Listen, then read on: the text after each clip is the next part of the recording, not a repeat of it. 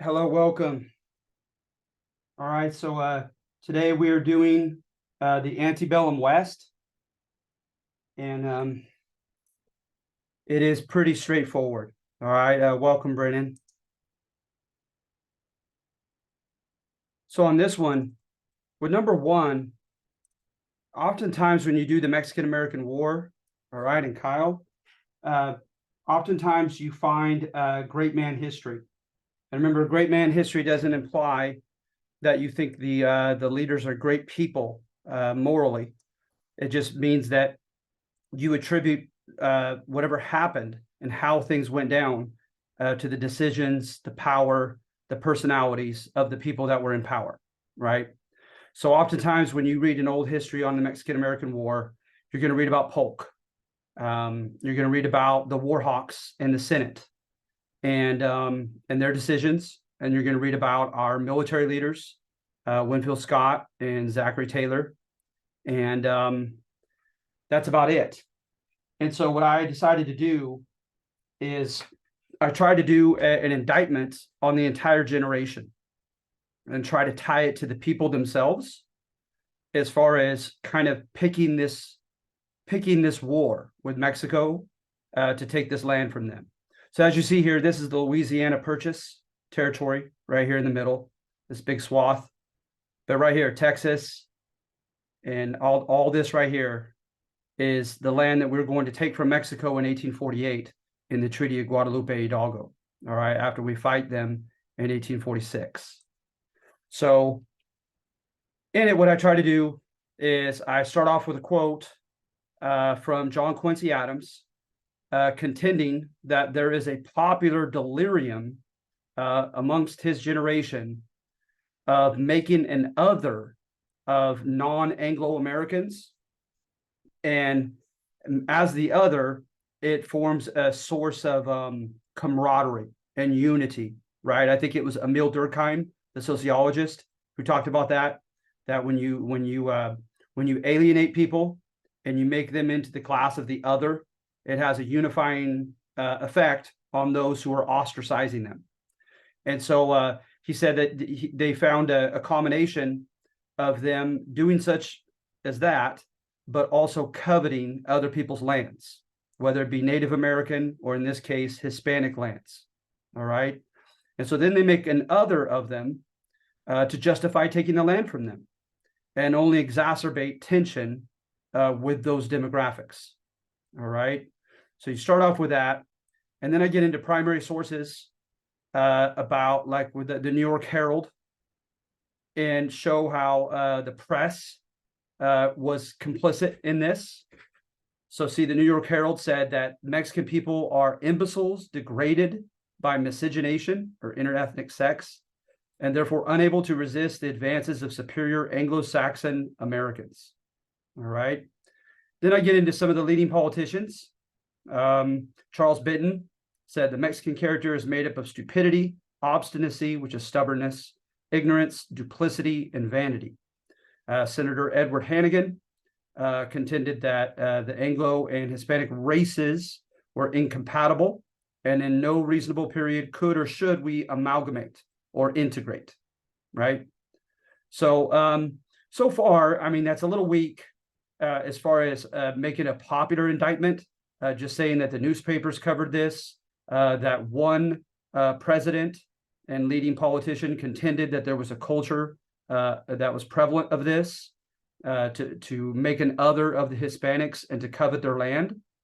And then I go on to say, and then also by the manner by which the Anglo-Americans dealt with Hispanics when they had confrontations. So an obvious one is during the war.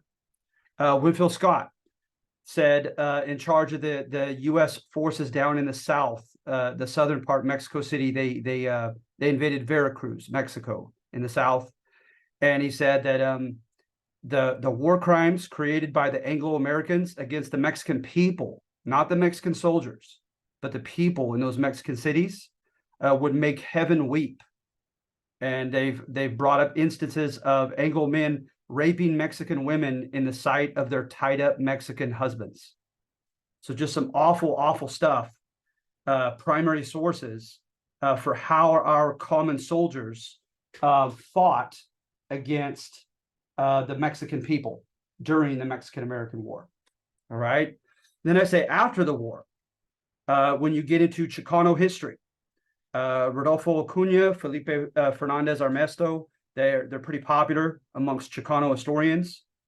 And they say here that they demonstrate that tense legal challenges to land ownership, intimidation, extortion, and outright violence by Anglo settlers against Hispanic Americans became commonplace in many regions lost to Mexico in the Mexican-American War. Anglo squatters, according to Hispanic accounts, burned crops, shot stray cattle, chased off the vaqueros, or the cowboys, tore down or occupied outlying buildings, and blocked off gates. At Cieneguilla, a priest was tortured and murdered. Women were raped by men on their way to the gold rush. And then the alcalde mayor, from which we get the term mayor of Santa Cruz, was held at knife point. And then, of course, when the Mexican people struck back in the form of people like Joaquin Murrieta and Juan Cortina, then, of course, we made a villain out of them, and there was a great outcry to have them killed, have them captured and killed. And so there was a lot of, quote, vigilante justice against them. Right. And so, so I say this cultural context of racism must be considered in going forward on this topic. You have to keep that in mind as vital context when you go over the story of the loss of Texas, etc. But somewhere here in this, I should have what I thought was pretty telling is, let's see here. Yeah, look at this. The Alabama Monitor printed a warning to presidential hopeful Henry Clay that his opposition to taking Mexican Texas would cost him the presidency, as most Americans wanted such. In return, Henry Clay issued his second Alabama letter, in which he avowed, by the way, his personal dislike of the idea, but that he would simply be guided by public opinion and he would listen to what his voters wanted. I thought that was pretty telling. All right. So Henry Clay had moral qualms with taking land from Mexico, but he was adamantly reminded and warned that if he didn't change his stance, he was going to lose election, because that's what the common voters wanted. All right. James K. Polk, he did not hide, as kind of the white devil, if you will, who comes in and says, I want Mexican California by hook or crook. He first tried to purchase it. The Mexican government said no. And so he pretty much picked a fight, which I'll get back to. He definitely plays an easy villain, but he himself was also pressured on multiple counts on the written primary source record that you better push for taking California and land for Mexico, or we won't support you. So it's not like Americans were just kind of, sideswiped and just surprised in electing Polk as their president and him suddenly wanting to pick a fight with Mexico. No, he made it very clear in his platform he wanted it.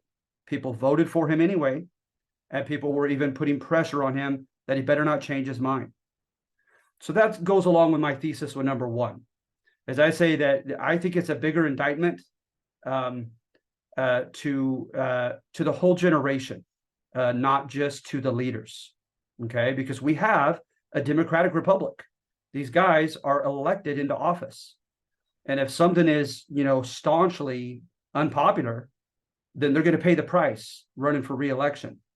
But no, they did just fine winning election and re-election in adamantly, overtly going for taking Mexican territory. All right. So at any rate, going back to Texas, so according to the popular narrative, is the gringos come in and they're under an impresario. An impresario is like a middleman. And that is, at first it was Moses Austin and then his son, Stephen Austin. And to show a little bit of complexity to it, Stephen Austin did he did collaborate. He became Roman Catholic. He learned Spanish. He somewhat assimilated as asked of him by the Mexican government controlling Texas. It was combined with Coahuila beneath it at that time. So it was Tejas y Coahuila. And so he was in the eastern region of it. And everybody knew that it was going to be an Anglo kind of enclave, right? Like a Chinatown, an Anglo Chinatown in eastern Texas. But they were to abide by Mexican law. And that meant that they were to pay their taxes. They were to become Roman Catholic, to learn the Spanish language, to abide by Mexican laws, including not have slaves. Okay, well, supposedly the first 5 to 7 years, it worked out pretty well when they had small numbers. And as you see here, they were given 4,438 acres apiece for free.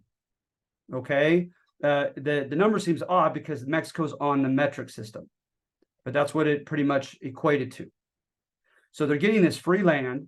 It's fertile land. So they're coming, you have a lot of gringo takers. Like, heck yeah, this is wonderful. So they come down and they want to be cash crop farmers.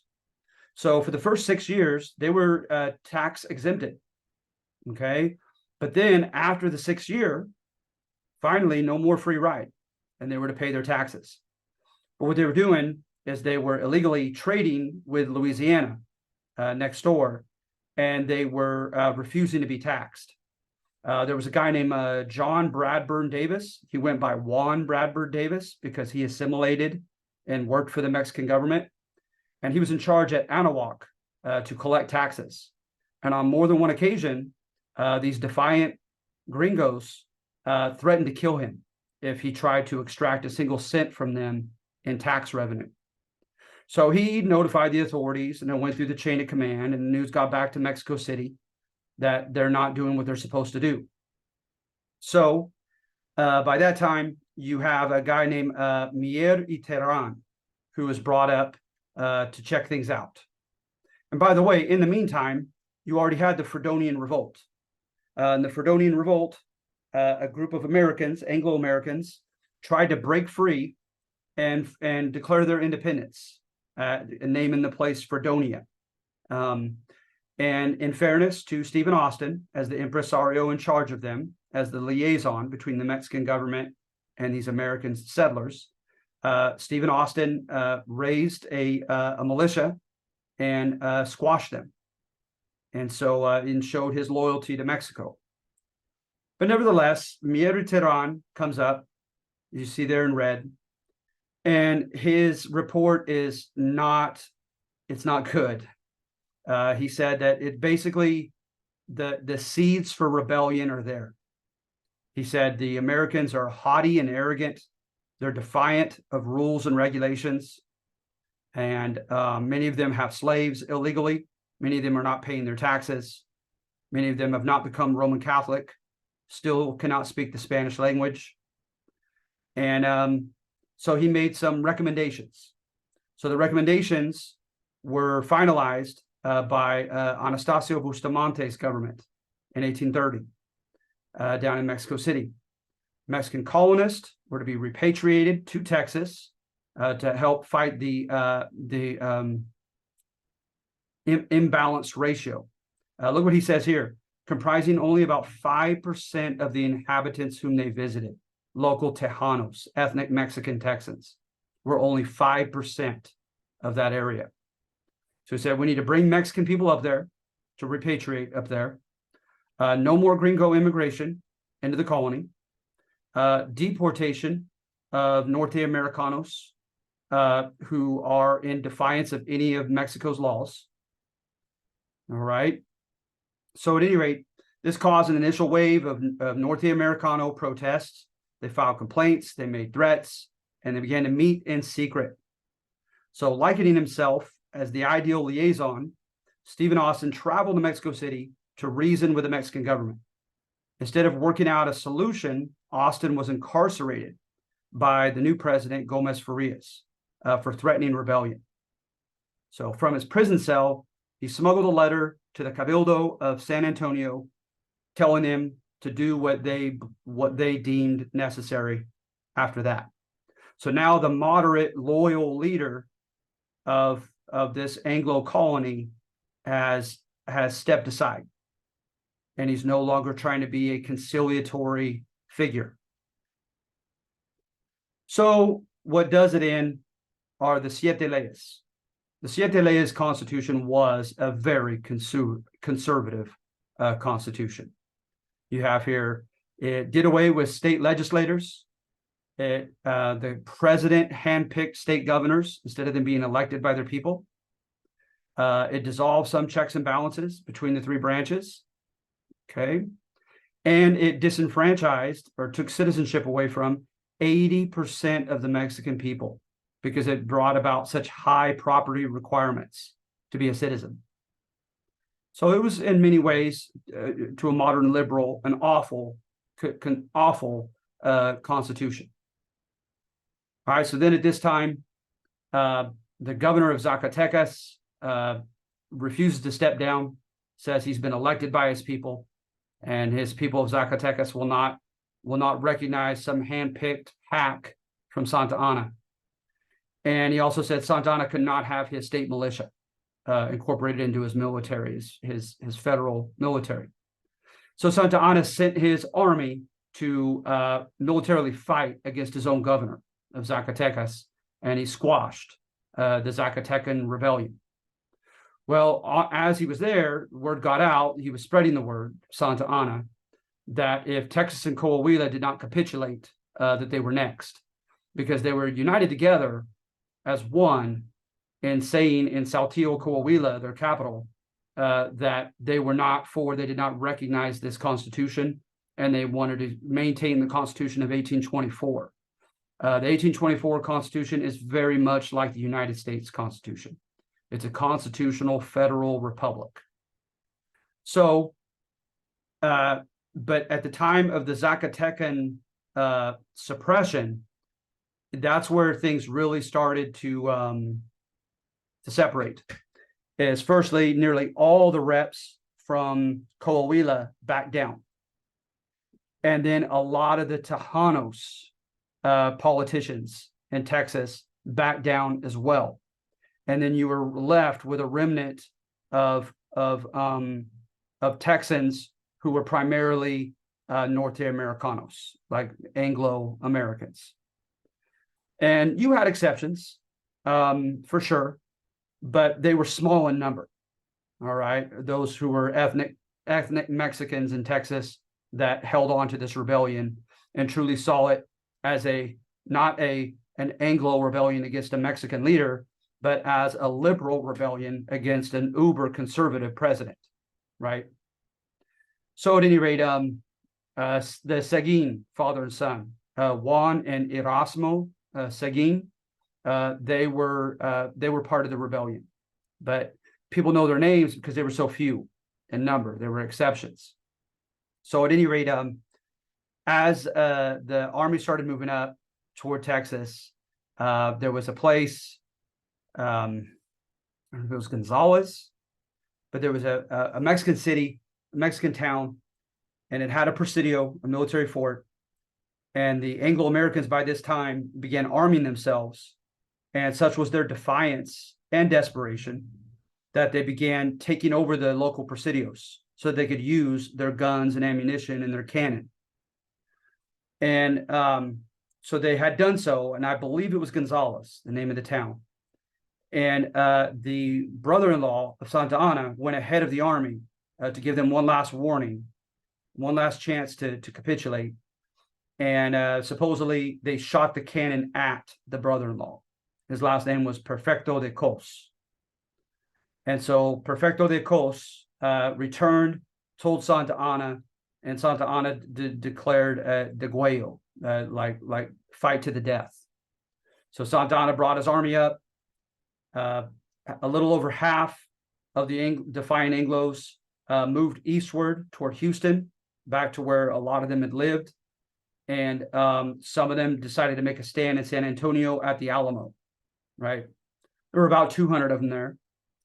And they made their stand.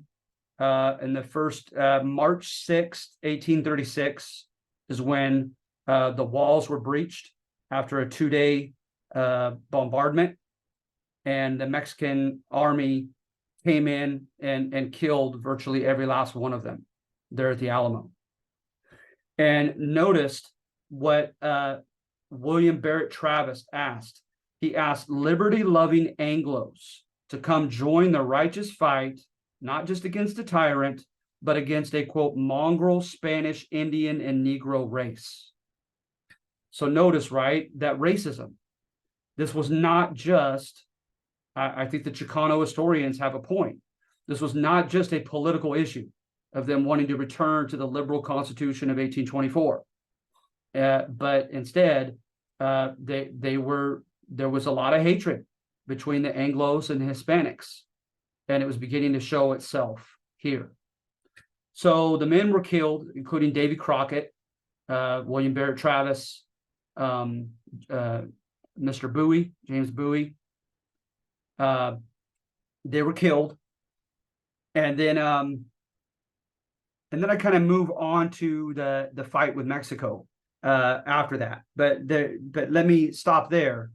Is what happens is at a place called San Jacinto, Jacinto, at San Jacinto, at the Jacinto River. Sam Houston's men surprised the Mexican army. The Mexican army had been split in three. The night before, they joined up. And kind of like Sun Tzu's Art of War says, not only hit your enemy where he's weak, but sometimes ironically hit him where he knows he's strong, because he'll overestimate his own strength. So that's what kind of happened. Is Santa Anna never dreamed that the American defiant rebels would attack him once the three, components to his army had been united in such big numbers. But they united in the evening before, and before the rising of the sun, they were surprised by Sam Houston's army. They captured Santa Anna himself and said, "Your life or Texas." And so he signed Texas over to them in return for his escape and his life. And Texas is unique in that it became its own republic, its own country for virtually 9 years. So while it was a republic, certain elements in the U.S.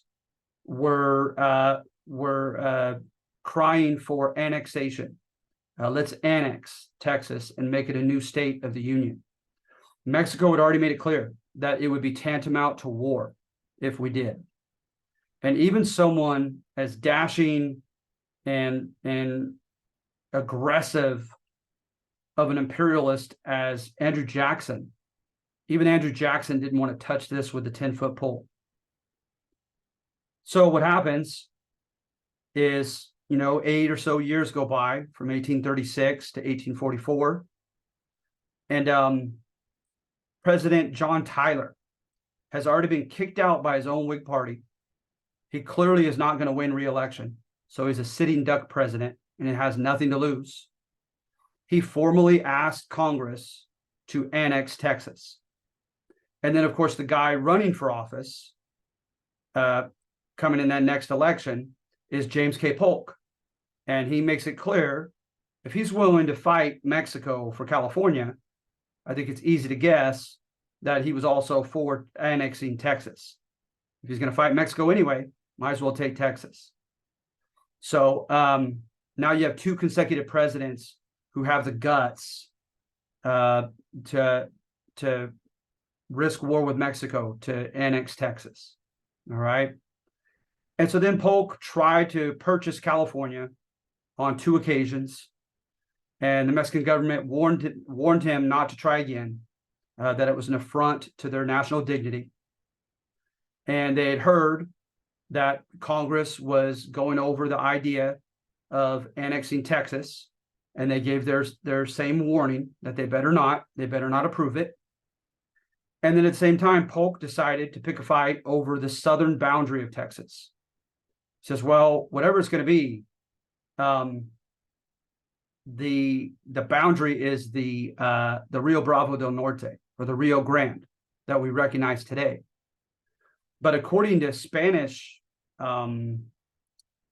maps and Spanish diplomacy with France, they demonstrated that the border was up higher at the Nueces River. And so here we were trying to get more land beyond the Nueces down to the Rio Bravo del Norte. And so Polk sent an army and had them cross the Nueces River. So to the Mexican people, they're in Mexican land. They're in at any rate, they crossed the Nueces and they went all the way to the Rio Grande. And there were about 4 or 5 days of tension. And then one group of cavalrymen went on a reconnaissance jog with their horses, and a firefight broke out, and about 17 Americans were shot and killed off their horses. So Polk hears about it, and he says, American blood has been shed on American soil, and he gets Congress to declare war against Mexico. Zachary Taylor invaded from the north, and he won rather handily at Resaca de la Palma, at Saltillo, Coahuila, at some place in Monterrey, near Monterrey, and until he got to Buena Vista.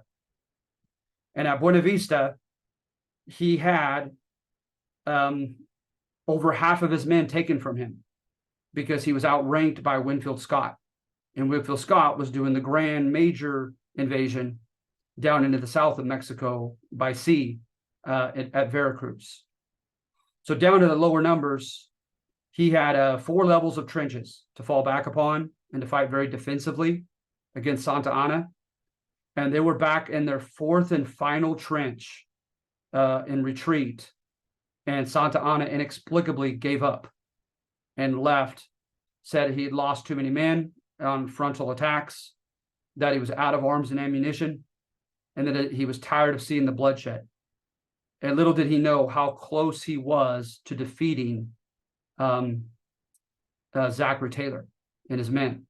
They said that when Zachary Taylor realized that Santa Anna had left, he began weeping because he was so humbled, like Santa Anna had no idea how close he was.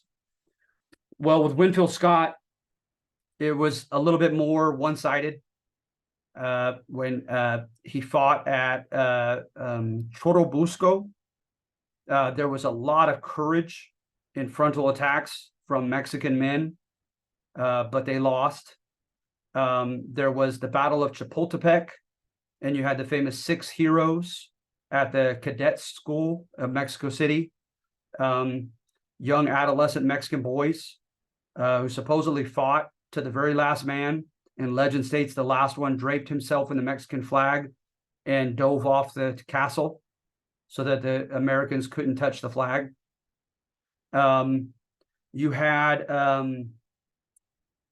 another battle, Cerro Gordo, Cerro, and then Gordo, like heavy, Gordo. That one, the Mexicans thought they had the high ground, but overnight, the Americans had an incredible lift system to get heavy equipment up a very steep hill, for which the Mexican army thought it would have been impossible. And they woke up astonished that the Mexicans had gained the Americans had gained the high ground. And so technology helped us, especially in that battle. So at any rate, we ended up taking Mexico City. And then that's when things got messier. For one, you have finally some contested debate in Congress, because again, so much of the generation seemed to be fine with doing this to Mexico. But now they're fighting because they don't want any Mexican land. Sadly, not out of anti-imperialist, sentiment, but out of racism. They don't want to incorporate this, quote, bronze brown people into our republic. And they don't want the Mexican land with the people in it. And so that's ironic that racism helped us not take more from Mexico than we already did. And then, and of course, you always had your few. Young Abraham Lincoln opposed this war. Young Ulysses Grant opposed the war.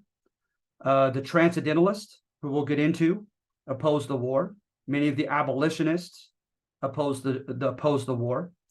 Several denominations of Christianity opposed the war, but they were in the minority.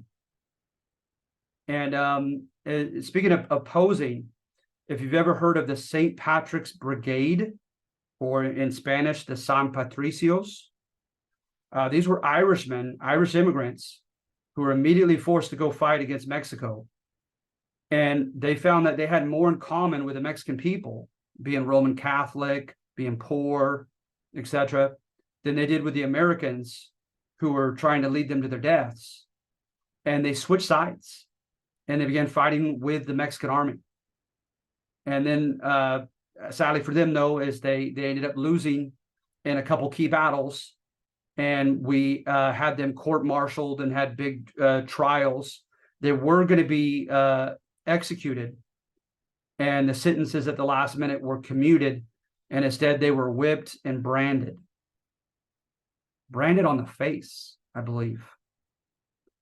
So at any rate, you also had the Mormon Brigade, and the Mormons, they didn't want to be there either, but their leader, Brigham Young, had made a deal that in return for Utah and the Salt Lake Basin, for his people, Brigham Young had to promise a certain number of his young men into a Mormon battalion to help fight in the war. So that was another little side story to it as well. And then while things were happening here, okay, in Northern California, supposedly there was very, very weak resistance. And Chicano historians to this day try to delve into that and try to surmise why. I think one was just surprise, is Redfield Stockton and Commodore Sloat came into San Francisco and Monterey Bay when they landed with all the naval, all the Navy guys. And so I think, there was just a huge number of soldiers suddenly in those two cities in Northern California. But in Southern California, particularly Los Angeles, they put up a good fight. They put up a much better fight. Another reason why things didn't go so well for Mexico here in California is the Comandante General in charge of Mexican forces in California was Vallejo, that Vallejo was named after, Mariano Guadalupe Vallejo. And the story goes that he was having breakfast in Vallejo or Petaluma and with his daughters, and he was suddenly accosted by a group of ragtag militiamen, not even U.S. soldiers. So there was a guy named Lucas Graham. There was a guy named Ezekiel Merritt, and they basically were just kind of rednecks. And they found out that he lived there, and they put him under house arrest, and so that he couldn't lead the Mexican forces in California. And then they handed him over to John C. Fremont, who was part of the U.S. Armed Forces, and Fremont took him. Fremont, he came 3 times into Mexican California. The first time he had written notes as to why, wearing a U.S. uniform before all this. The second 2 times, he didn't have anything to prove why he was there. So at the third time, they threatened that he better not come back a 4th time, and they ordered him out of the state. Well, he went up north to Oregon, and he met with a guy named Archibald Gillespie, who we know now was a spy. And then right when the Mexican-American War broke out, John C. Fremont went right back down into California to help lead the way in taking California from Mexico, jumping on that opportunity that we were at war. And so at any rate, in Los Angeles, there was John C. Fremont moved down and fought against the people of Los Angeles, and he lost. And then Redfield Stockton came back and helped him, and they won. And they put everybody in, Stockton was a harsh man. They put everyone under house arrest and a curfew. And then when they least expected it, the people of Los Angeles rebelled again and nearly kicked the U.S. forces out of LA a second time. And so, like I said, they put up a valiant fight. Pio Pico was the name of the guy who claimed he was the rightful governor instead of Alvarez. And he led a lot of this. So then there's also the story of New Mexico is they think some type of deal was made by the Mexican elite, whereby they were promised to be able to hold on to their property, to their power, etc. And that was a guy named Stephen Kearny with his army marching through. And he was proud of the fact that he didn't have to fight and lose any men, that he came to terms with the leaders of Santa Fe, New Mexico. And so Chicano historians, talk about that too. And oftentimes with disappointment of the Latino people there, cutting a deal with him. But at any rate, and I don't know anything about Arizona or Colorado and Utah, etc. But at any rate, those were kind of the main places where it was fought up here. And so it was fought from 46 to 48, and the U.S. won. And so then we took that swath of land, again, that I showed you.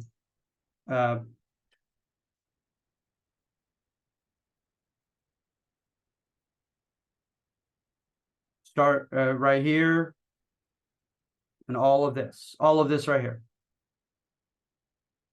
Okay, February 2nd, 1848, it was called the Treaty of Guadalupe Hidalgo. And in it, it stated that Mexican Americans were citizens and entitled to all the rights of citizenship, in particular, the right to life, liberty, and property, to hold on to their property. But we're going to get into that. So Turner's thesis, number 2, this is more romantic, the whole Wild West image, right?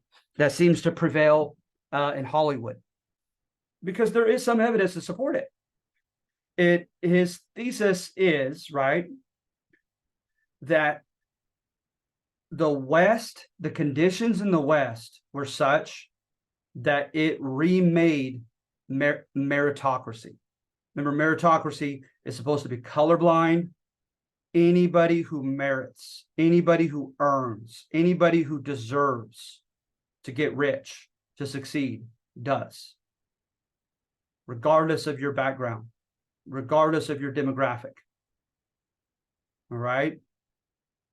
So for one, he said that the dangers were indiscriminate. The dangers did not discriminate. So you look at the Oregon Trail, and people to this day, they still go the numbers like 3 to 8%. But yet the historians who write 3 to 8% qualify it after that number and say they believe when further information comes in, it's going to be higher than that. So a lot of people believe more than 3 to 8% did not make it across the overland trails. All right, the Oregon Trail, the California Trail, and the Santa Fe Trail. So at any rate, you're talking over 2,000 miles, going through all kinds of rugged ecosystems. see if I have a map of the overland trails. Yeah, just kind of the main ones here. But, going through there, you are going through numerous tribal territories that took exception to interlopers coming through. For one, right, is that a lot of them were partially sedentary, so that they did a crop or more than one crops that they lived by as sedentary farmers, but another part of the year they were hunting and fishing and following the game. And so it's called semi-sedentary because a lot of the tribes had at least 3 different locations that they moved back and forth from in a year, in any given year. So you're going through their land, and that you're like going through their kitchen cupboard, eating their food by killing their animals, etc. So you had some who were known to be quite dangerous. The Crow, for instance, up in the north on the Oregon Trail, the Crow were known for extorting. They would find you in a ravine, in a spot where you could be easily surrounded on low ground, and they would threaten to shoot you on the spot if you didn't hand over your supplies. So the Crow became known for that. So were the Shoshone along the Sierra Nevada, right here, dividing us in Nevada. The Shoshone and the Crow. The Comanche, the Apache, the Navajo along the Santa Fe Trail, they oftentimes didn't try to demand anything of you. They would just attack you. It was quite frequent that you would, if you didn't have any ties with them, they were known to just outright attack you. Then you had rivers. You had the Platte River. A lot of people drown in the Platte River. A lot of people drown in the Snake River, and the Columbia River with its infamous falls, its waterfalls. So a lot of these rivers were very dangerous. A lot of people got diphtheria, typhoid fever, dysentery, smallpox still, just all kinds of stuff that people could contract and did on the way to or from the West. In fact, there was a group of guys named Robert Stewart who came from the opposite, went basically along the future Oregon Trail, but he went from west to east, right? And he sold the rights to his story, and just everything that you might fear is in that story about attack from Native Americans and extortion. They were so low on drinking water that they made plans to drink their own urine. They drew straws as to who they were kill and cook and eat. They became so hungry at one point. So it's just no joke. All right. But the fact is that according to his thesis, these dangers are indiscriminate. So they put everybody on equal playing field. And so he employs a little bit of kind of Darwinian theory and says, you got to be tough and you got to be kind of lucky enough to make it. All right. But then once you overcome that. Oh, and he says, by the way, when you get here to the West, is you have areas in which the Northwest ordinances had not been enforced. The Northwest ordinances from the time of our Confederacy that failed, remember? They were to put everything into 6-acre square plots. So many of those into a city, so many of those into a county, so many of those into a state, etc. And then they were to sell or auction the land, right? And it was all meant to be systematic, organized, in time to bring in institutions like a city council, a mayor, a sheriff, a police department, etc. Well, when the gold rush began, right, and that famous chunk of gold was sent to the president, Polk decided not to wait and carry out the Northwest ordinances. And he said he declared a mad dash and said it's free for the taking. And so that created this, this anarchic kind of situation, this chaos. But not only that, when people came to some of these areas, they had not been, the land survey office hadn't surveyed the land yet. So there's no city council, there's no mayor, there's no sheriff, there's no police department. And so there really is some truth to that kind of Wild West image that we oftentimes see on television for a limited window of time. All right. So that would be another piece of evidence he uses as an indiscriminate danger while people are coming here. But then in coming here, right, then he says people had the opportunity to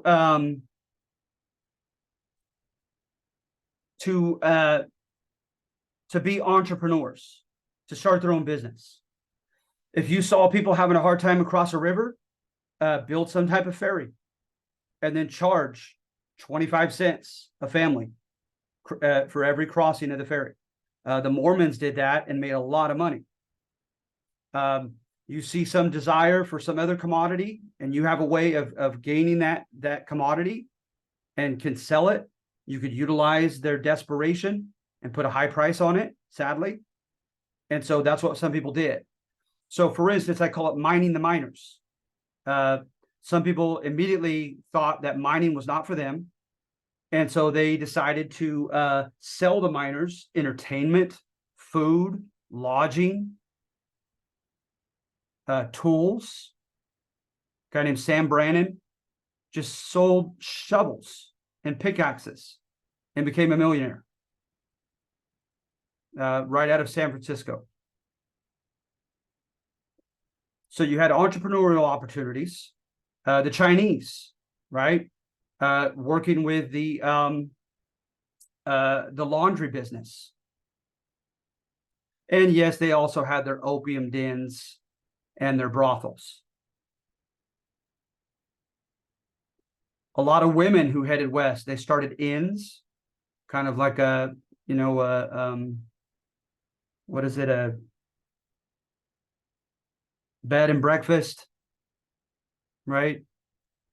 They offered that opportunity to people coming in. And then, of course, if you were here early enough, in 1848, for instance, they said the gold rush, that people were taking it right out of the water. It was superficial, placer level gold. A famous book on that is called The World Rushed In. Another guy that I like to read is H.W. Brands. He's a professor at University of Texas. He has a couple good books on the gold rush as well. So you had opportunities that were free for the taking. And matter of fact, in 1848, a lot of the initial people taking that gold were Hispanics who just beat everybody else to the punch. And then you also have squatters' rights from Andrew Jackson's administration. So that if you're on land and there's any kind of ambiguity as to who owns that land, or if that land has not been cultivated and has been allowed to lay fallow, you have a chance of contending and contesting and getting that land, even if someone else rightfully owns it. It's crazy.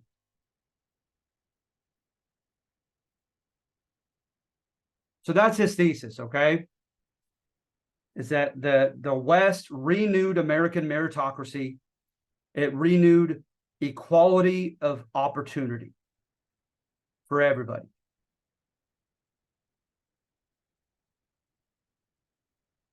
Now, to me personally, I don't think subjectively that the data we just went through was terribly weak. I think there are some sound points as far as, indiscriminate dangers and kind of opportunities free for the taking, right? And I didn't even mention like on the railroads, if you followed the railroad and then just had some kind of commodity or some type of service to offer the people, or the cattle towns or the mining towns. I think that the evidence he does show is strong. But where I subjectively think he's weak is his omissions. It's not what he puts as his evidence that I think is weak. It's what he leaves out, right? The following stuff we're going to go over, he left out. He didn't address. So first of all, again, going back to how we treated Mexican Americans, what we thought of them, how we desired to have their land. All right.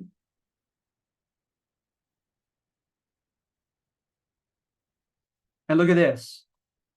Carrying out this treaty's protection of Hispanic citizenship rights, the Treaty of Guadalupe Hidalgo, and obviously, sadly and obviously, was rendered to the states to enforce it.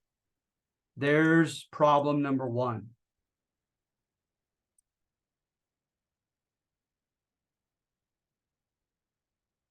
So in Texas, in California, they made it super tough to prove ownership of land. They wanted latitude and longitude lines. They wanted permanent boundary markers. They wanted a date with the leading official who had ceded the land, his signature on it, and the date. Well, a lot of Hispanic people didn't have that. Now they have to go to court to try to prove and get a judge to agree with them on what the parameters were, what the boundaries were to their property, and just that they were rightfully in ownership of it.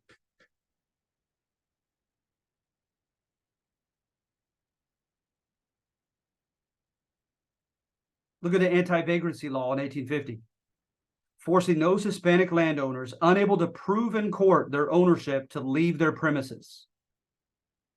And the Americans called it the Greaser Law. H.W. Brands thinks they were called greasers because a lot of them worked as the Conestoga wagons, that they would, a lot of them got jobs fixing the wheels, and they would dip their arms with the wheel deeply into a barrel of grease before putting it back on to the axle.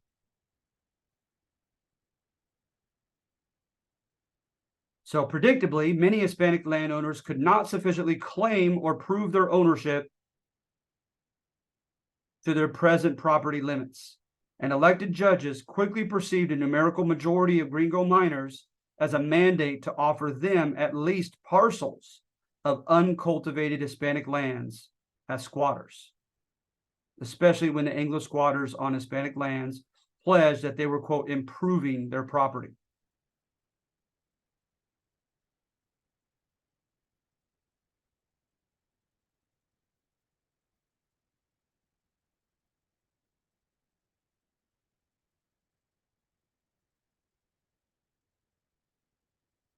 Not only did popular racism and economic competition deprive Hispanics of land and full citizenship rights, it clearly contributed to blatant obstacles to their pursuit of the American dream.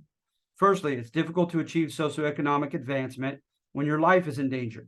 Cortina did not speak alone when he declared that Texas Rangers had engaged in a killing and incarcerating spree against Mexican Americans simply for being such. Between 1848 and 1928, sources cite the lynching of 597 Mexican Americans at a rate of 473 per 100,000. When the Chileans were doing too well in the mines, they were kicked out because the Anglos said, we won this land fair and square in the Mexican-American War. You shouldn't be extracting the gold. And the Chileans knew how to use mercury, and they were advanced in their knowledge of mining. Mexicans from the state of Sonora named the nearby town of Sonora and eventually were given 24 hours to leave town or else they would be killed. When an Anglo miner's body was found, and of course they blamed the Mexicans for killing him.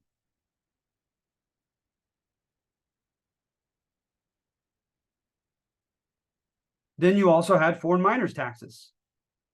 The California legislature enacted a foreign miners' tax of $20 per month for non-citizens, aimed primarily against Hispanic and Asian miners.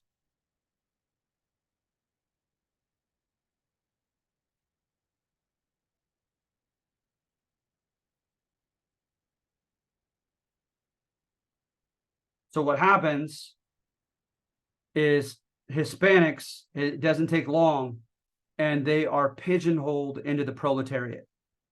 Remember, pigeonholed is that you don't have any other choice. And the proletariat is the manual laboring class of an industrial society.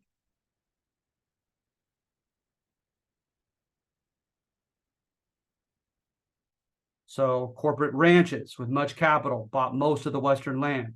Corporate mining companies bought the rights to the most mineral-rich mines and alone possessed the capital to use that expensive machinery to extract it. Federally subsidized railroad corporations received millions of free acres of land, connecting the West commercially to the Northeast. Consequently, most Hispanic men became day laborers for corporate mines, like Anaconda copper mines, that almost solely hired Mexican workers and paid them very little. They worked for corporate ranchers like Stillman and King in Texas, and for mega railroads like the Kansas-Topeka Railroad. As historian Howard Zinn attests, most labor unions with any leverage excluded Mexican Americans, and promotion to white-collar positions for Hispanics was almost unheard of. Hence the term glass ceiling. They didn't have a law that said you can't give a raise or promotion to a Mexican worker. You just didn't do it. So the glass ceiling was there nevertheless. Many Hispanics, men and women, also seem to have been pigeonholed into the service sector, working as cooks, cleaners, positions with little opportunity for economic security or advancement. And then working in the agricultural fields is going to be a little bit slower than this. Throughout most of the 1880s, up close to 1900, it was primarily actually Asians and Pacific Islanders. But of course, that changes by the turn of the century.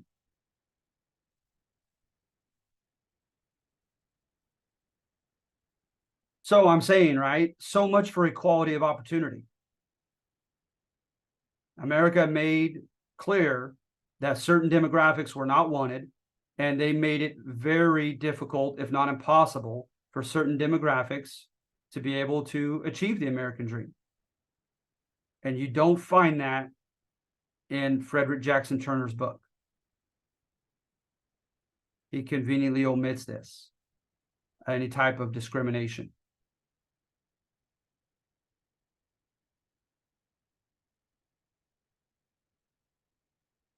And then number 4 is Marxist history. Is basically I try to find one sector of the economy and one example after another to show that big money bullied everybody else. It's really that simple. You have the birth of the modern corporation in the 1840s. And them being able to sell stock to subscribers gave them access to millions of dollars that their competitors did not have. So machinery, right? What is it? The harvester, the thresher, the combine, those were expensive. But when the corporations got them, they could outproduce you and out-harvest you and do a lower price on their wheat by economies of scale, by having so much more in mass. They could undersell you and run you out of business. They had the hydraulic and pneumatic drills to drill hundreds of feet into mines and extract the minerals that some dude with a pickaxe in his hand has no chance of getting. They got connections with local governments. The railroads got free land. They were subsidized, was the euphemism they used, by the federal government. And they kicked people off their lands that weren't willing to purchase it.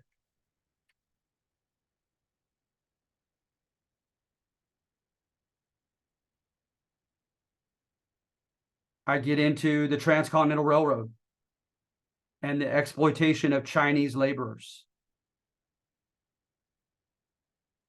So this is Howard Zinn type stuff, kind of Marxist history, conflict history. The winners are the bad guys. And the winners, of course, are big business. Corporations like the giant railroad companies were parasitically enriching themselves off superior capital, federal subsidization, and exploitation of cheap labor.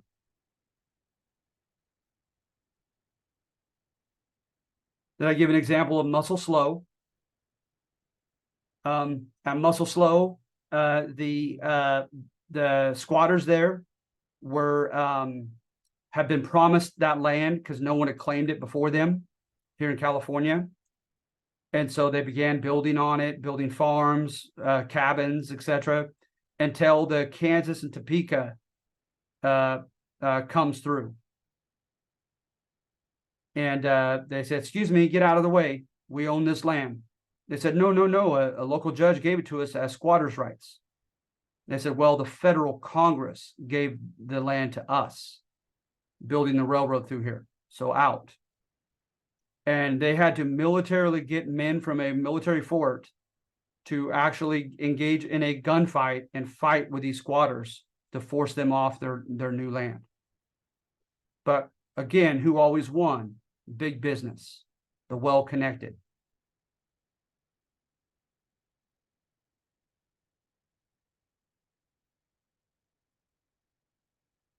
Barbed wire was invented by 1872. The big ranchers just encircled themselves and kept people from free grazing on their land.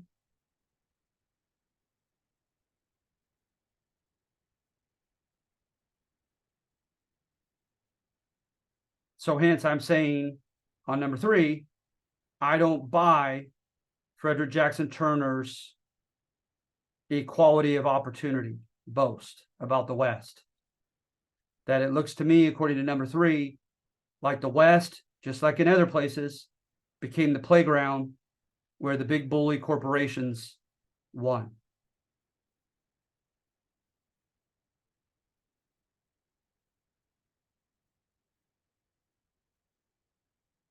All right.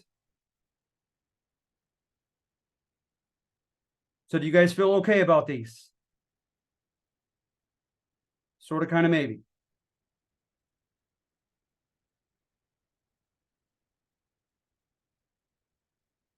Thank you, Kyle. All right. Thank you. All right. You guys have a great weekend and a great week. I'll try to get further on your grades, okay? Sorry for that.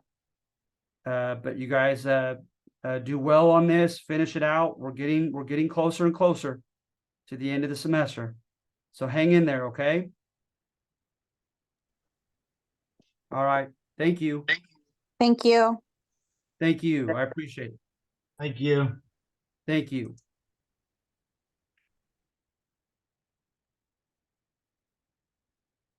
You too, Calvin.